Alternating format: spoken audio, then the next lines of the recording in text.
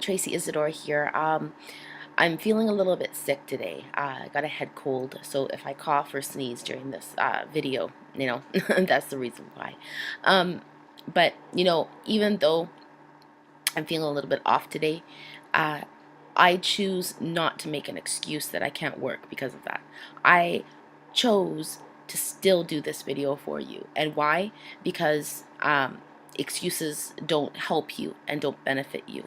So what do I want to talk to you about today is the importance of having a plan, having a crystal clear goal, about goal setting and creating that plan for what you want in life to succeed. It's a false statement when people say that you have to work so hard just to get ahead. You don't need to work so hard. And the percentage of people that are actually seeing success within their lives aren't really working hard. They're working smart. They realize that 80% of the work to succeed in life comes from here, comes from your mental state. And the 20% is actually the action that you take to actually get ahead, to do what it is that you want to do. Through growing up, you don't want to repeat the cycle. Okay. I grew up in a home of alcoholism, and unfortunately my mom, she was very depressed. She was an alcoholic, and many times I would listen to her and see her cry with her head down on that table, praying to God. She was very spiritual, very believed in God very much, and she used to just pray for something. But within all that prayer, she was very negative. She didn't have a plan. She didn't have a goal. She didn't know what she wanted to do. She lived in her own misery. She was miserable. And, it's a shame because she was a beautiful woman. But, growing up in that environment, I had the choice to either follow in that same type of thinking, that same path of unclarity, of confusion, of not having a clear path and an idea of what I wanted to do with my life, or I had a choice to decide this is how I want to live my life. This is what I want to do.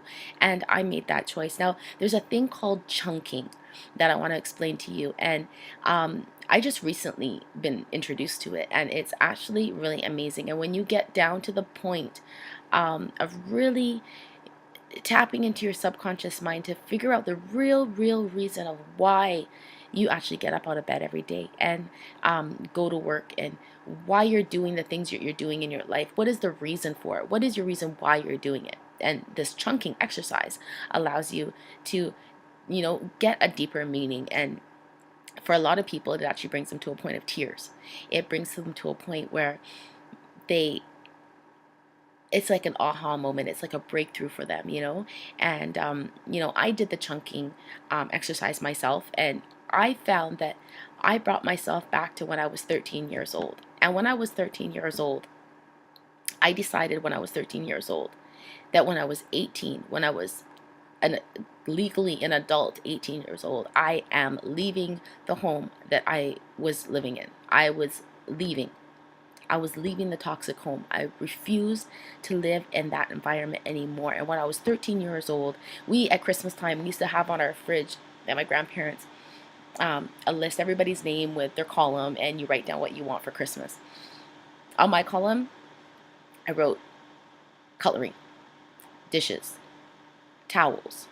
Why? Because I had in my mind that when I was 18, I was moving out on my own. I had in my mind that this is not the life that I was going to live. I had in my mind that I could have anything that I wanted. And somehow, some way, I was going to get out of that, and I was going to become better than that. And when I was chunking now, I'm 37 years old now. When I was chunking, I realized that I was 13 years old. You kind of forget about those moments, and you kind of think, oh yeah, well, that was a point of time in my life, and I was going through a lot, and it was stressful, the environment, blah blah blah, and what else would you want? You would want to get out of that environment, right? Unless you would choose to be in the same thing. But the thing is, it took me back to that point because that at that point, my true desire, ultimate desire, was to wake up in my bed happy, to go to bed happy, to have love, to have a family that is united and close, because I never had that growing up. Um, I mean, I had a family and I was close to certain family members, but I didn't have the mother, the father, the children that were so close, so tight, and really supported each other. And that wasn't my life. My life was dad's a drunk, mom's a drunk, and me and my brother were left to take up the abuse, the mental abuse, and watch the physical abuse. So it wasn't very healthy. But my point is that through this chunking exercise, you can get to a point where you really, really, truly find a place in your heart and in your soul that is your real reason why that you're working so hard, right? And you don't need to work so hard. You need to work smart. So that's what I want to cover with you today. So how do you work hard? How do you work easy? How do you work smart? And how do you use 80% of your mind to succeed in what you want to do with your life? You need to have a goal. What is it in life, general? What is it that you want? And when you set goals, don't just have one goal. Me personally, I have my end result. So I all know ultimately what do I want my end result to be like? Where I can come to a point where I'm like, I did it. I made it. This is the life that I want to live. What's the ultimate life that you want to live? That is your end result. You need to have a clear picture of it. If you don't know about it, think about it. Write it down on a piece of paper, and in detail. If you want a certain home, write down in detail what the outside looks like, what the inside looks like, what kind of furniture would you have, what are the windows like, what kind of bedding do you have, what kind of flooring do you have, what kind of, do you have chandeliers, do you have, what are all the details, right? If you want a car to go alongside to sit in your driveway of that house, what kind of car do you have, what color is it, what's the interior like, what's the exterior like? Write it down in detail, and then from there, that's your end result. When you have your end result, right? Now, I personally like to choose smaller goals. So like in a year from now, what do I want to achieve? In 2 years from now, what do I want to achieve? In 3 years, and so on. And you take it step by step, because when you're learning personal development, and that's what I'm going to be getting to after, but when you're learning personal development, the best way to succeed with learning the power of your mind is by taking little steps, by setting little goals. And as you start to see those goals be accomplished, your belief system goes up, and then you can create bigger goals. But if you just set, I want $1 million, and you don't have the right mind frame, you are going to have a really hard time trying to figure out how you're going to get $1 million. And the fact is, you don't need to know how, and that's what you learn.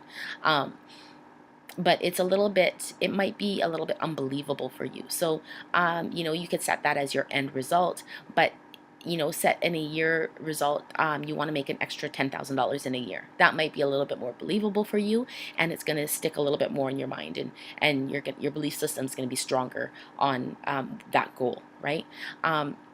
So with your goal, you also want to set a plan. You need to have a plan. What is your plan? What is the plan of action that you're going to take to reach that goal? Right? Now, we don't know how that goal is going to be achieved. At the end of the day, we don't really know how, but we still need to set a plan. Because if you don't take action to reach that goal, you're never going to reach that goal. You have to have a plan. But the thing is, when you're making your plan, if your plan doesn't work out, you have not failed. Do you hear me? If your plan does not work as you wanted it to, you still have not failed. You still have room to succeed. A lot of people create a plan, it doesn't work out as planned. They see it as a failure, and they think, I tried. It didn't work. No, no. Because anybody who has had massive success in their lives, they have had massive failures in their life as well. And the difference is that we only see the success part of it. We don't really see all the failures that they went through in order to achieve that success, right? Um, I mean, the only really way that you're going to get, if you want $1 million or $100,000 without having failure is by, striking out and winning the lottery, right? But if you, want to work hard, not hard, easy towards your goal to accomplish it, you have to set a goal, you have to have a plan. Now, if your plan doesn't work out, readjust your plan. Something's not working. I like to go with the rule, if I'm going to stick with a plan, I'm going to test it out for a few weeks, maybe a month or so. If I'm not seeing the results that I want to see, I adjust it. What am I doing that's not working? That's what you need to figure out. You have to look at your plan and say, well, okay, I plan to do this, this, this, this, this, but it doesn't seem to be working. It's not achieving the results that I wanted to see. So let me adjust it. You need to have a solid plan. And when you have a solid plan in place, it will work for you. It will start generating and manifesting the things into your life that you want for that goal. And when your plan is a sound plan, a solid, sound plan, don't change it. Don't change it. You'll know when you have a solid plan because you'll see that it's working for you. If it's not working for you, it's not a failure. Just readjust it and keep going, right? That's pretty much what I wanted to talk to you about today. Listen, I learned this stuff. You know, I've achieved a lot in my life, and I've come a long way from where I used to be. And I'm telling you this right now because maybe you can relate to me. I don't know what your situation is, what your story is. I know my story, and I like to share my story so you can have some kind of relation of who I am. Who is this chick just sitting here talking to you, right? Like I said, I grew up in an alcoholic home for 19 years of my life until I decided that enough was enough, and I left, and I moved out of that home. And I had to survive off of my own. I had to pay my own rent, my own groceries at 19 years old. I mean, 19 years old, you're still pretty much a child, right? You're just kind of flourishing and growing and trying to figure out what you want to do with your life, right? And I worked paycheck for paycheck. I worked in an industry that I absolutely hated. And the thing is, that's all I knew. I used to be a graphic designer, and I hated it. But I didn't know anything else because all through high school, that's all I took was arts and graphics and drawing and painting. It was just arts. What else am I going to do? Personally, I sat back and I thought, I want to be happy. So what do I enjoy to do? And that's when I got into the world of beauty, into hairdressing, into makeup artistry. And I chose that route. And I put myself in debt.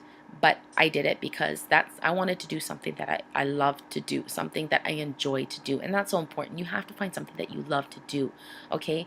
But it was hard because I had to go to school. I was on my own. Now listen, I had a mother, I had a father. They're both alcoholics. My mother was on welfare. She couldn't help me. My father lived 50 minutes away, but he had no relation with us. No, at that time, he had no relation with us. So basically, it was me on my own at 19 to go back to school, get a student loan, work, go to school from 9 to 5, and then leave there and go to my job from 6 to 11 o'clock at night, leave there, go home, sleep, go back to school, go to my job, go back to school, just to pay my rent and put food in my mouth. It was a struggle. It was a struggle. It was hard, and I used to cry all the time. I finally got a job in hairdressing, which isn't very hard to get a job. It's more difficult to find a good place to work at. I mean, there's jobs everywhere in that industry, but it's tough because you have to start building up a clientele. You only get paid $10 an hour. Hairdressers only get paid $10 an hour if you're working on an hourly basis. If you're working on commission, max you're going to get is 50. I got 60 at one of the salons, but that's because I've known the owners. They're old family friends of mine, and I've known them since I was 13 years old. So she gave me 60% commission. But even off of that, I used to pray just to get tips, just to get a $20 tip so I could pay one of my bills. I would have no food in the house. I would just pick up day by day, maybe go by McDonald's, pick up some French fries, pick up a burger, whatever, just to put food in my mouth, because I knew every little last dime that I had to save it for those bills. And I would cry. I got to a point in my life where I was depressed. I would cry on my bed, all the lights out. People would call me to go. I didn't want to go nowhere. I felt like I had no love. I felt like I had no money. I felt like I had no support. I felt like I had nobody in my life at all. And what did my choice to do was I just needed to leave. I mean, I was born and raised in Vancouver, BC, and I hated it there. I hated it there because my life was miserable.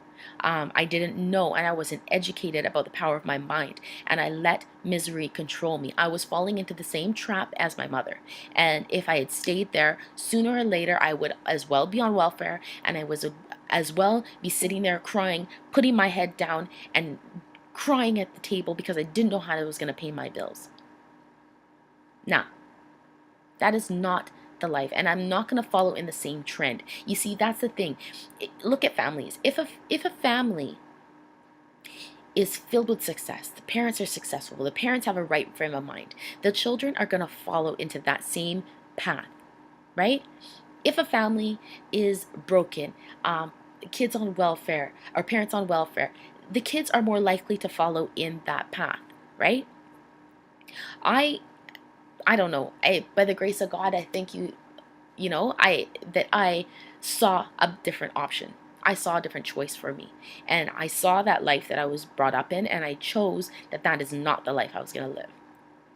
I always say that it's my one aunt that is my savior, because she was the one person that I could talk to about anything, and she always encouraged me, and she always supported me, and she always told me how much greatness I was going to do in my life.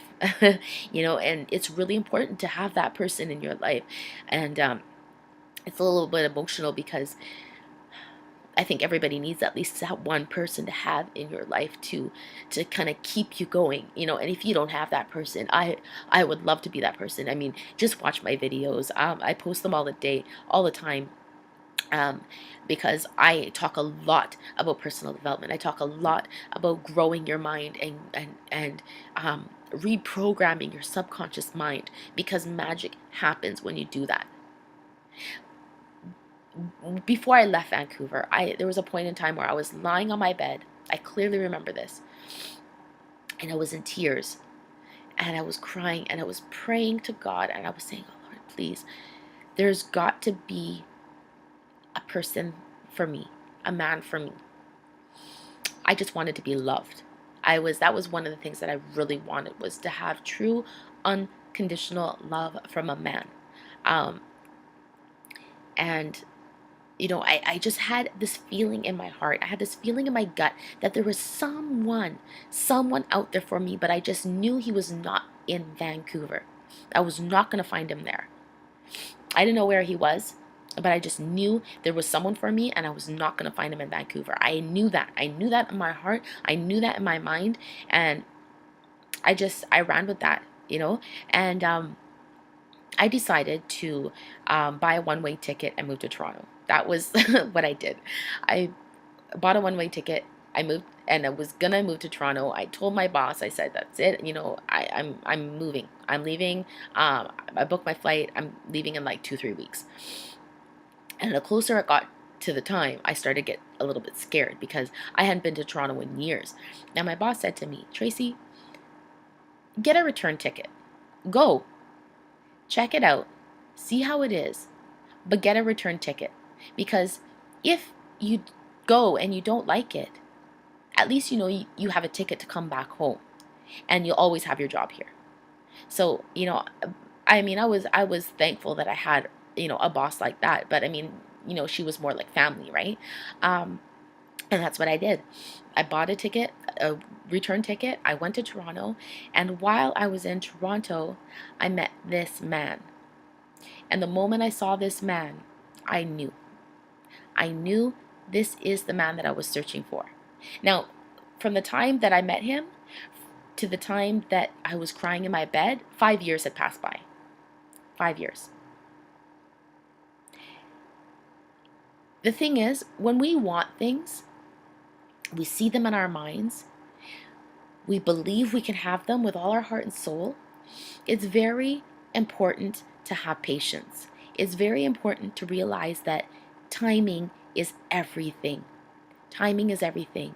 And it's not on your time, it's on the universe's time, it's on God's time.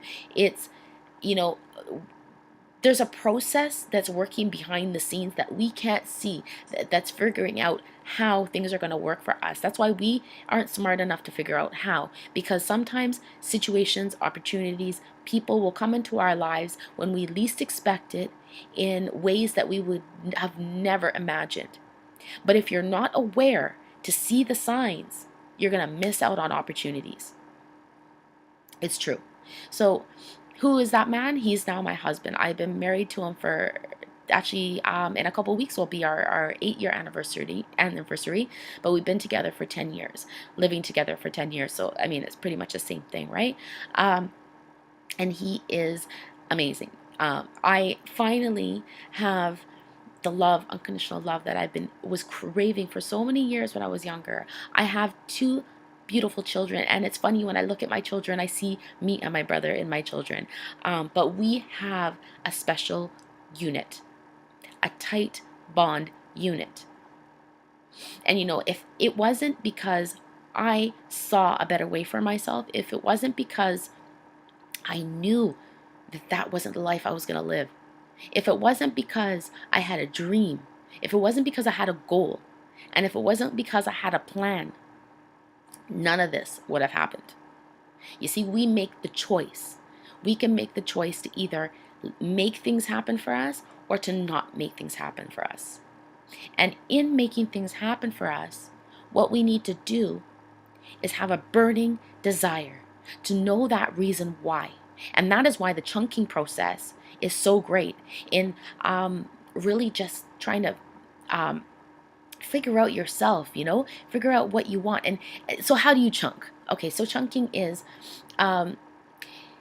whatever goal that you have. When you achieve that goal and you have that in your life, what will that give you that you don't have right now? Right? You answer that question. So now you're at that point. So now that you have that goal, what is the next goal that you would want to have that you don't have right now? And when you have that goal, right? When you have that goal, what will that goal give you that you don't have right now? And you follow through on that same question about 6 times. And halfway through, you're going to get to a point where you're completely blank. I don't even know. Okay, I have this, I have that, I have this, I think that's it. No, don't stop there. Keep thinking. Sit in silence for a minute. Just sit in silence for a minute, and something will happen. Images will come to you, or it might come to you. You might hear like a word or a sound, or something will happen, and you'll have like an aha moment. You'll have an epiphany. You'll have a breakthrough, and you'll realize the true meaning of why you get up out of your bed and you go to work to make money, to do the things that you want to do. You'll have your deep reason why. And when you know that why, it'll push you to keep going. It'll give you more incentive to keep going. It'll make you commit more. It'll make you more open-minded. It'll make you more willing. And those are the things that you need to have.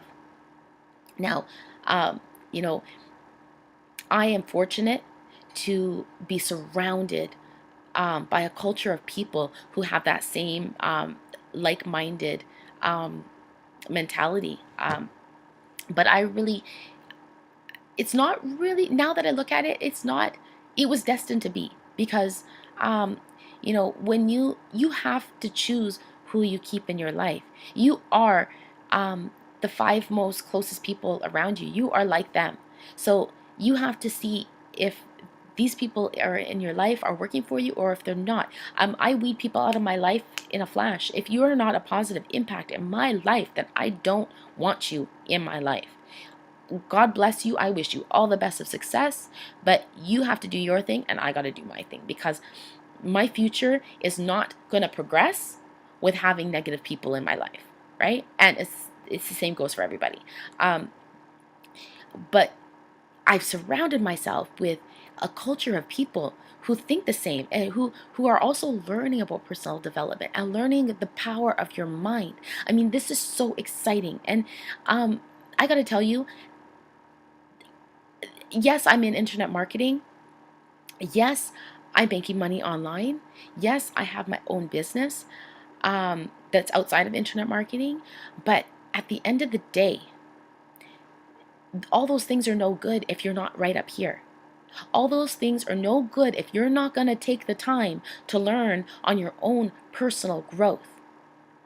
To realize that the thoughts and the words that come out of your mouth affect your whole world. To realize that your reality that you're in right now doesn't matter. And to realize that the reality that you're in right now is there because of you. Now, that might be a little bit hard to stomach. I don't want to upset you anyway, but it's true.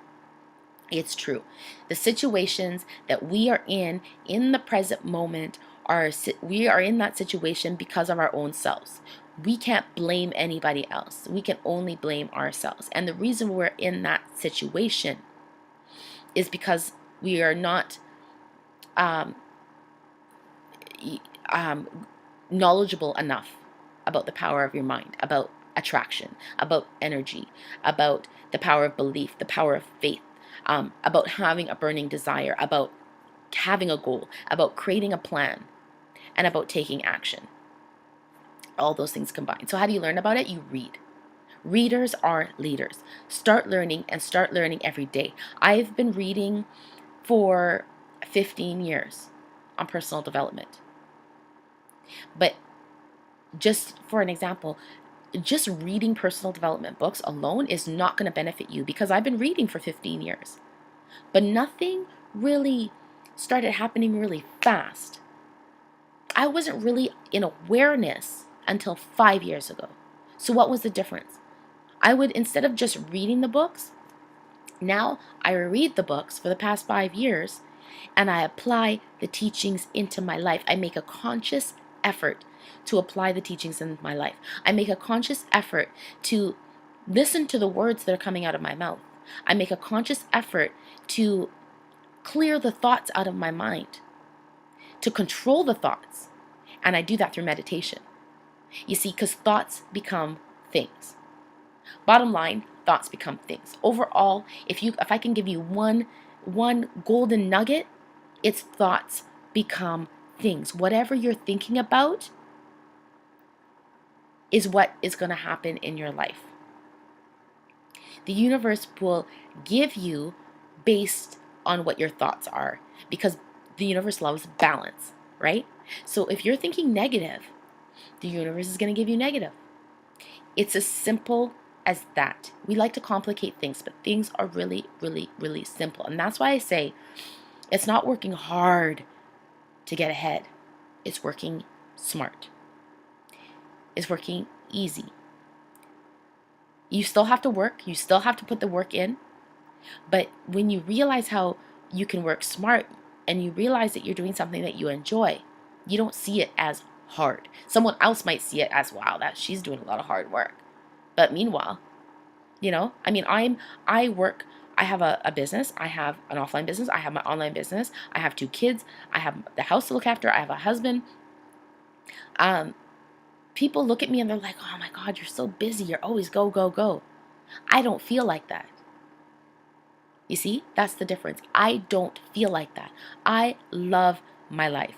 I love my offline business. I love my online business. I actually love my online business more than my offline, and I'm ready to give up my offline business in a heartbeat. I love my life. Yes, I'm very busy, but it works out because I've learned to clear my mind through meditation, to clear my thoughts, to take control over my thoughts. I've been living in awareness of the words that come out of my mouth, and I choose to correct them instantly. And when you do that, That's called applying what you're learning into your life. When you do that, that's when you start to see things change instantly. You start to see things change right away. Just reading books, reading it, putting it down and be like, okay, I'm done that book, I read it, and then you go on your way. No, that's not the deal.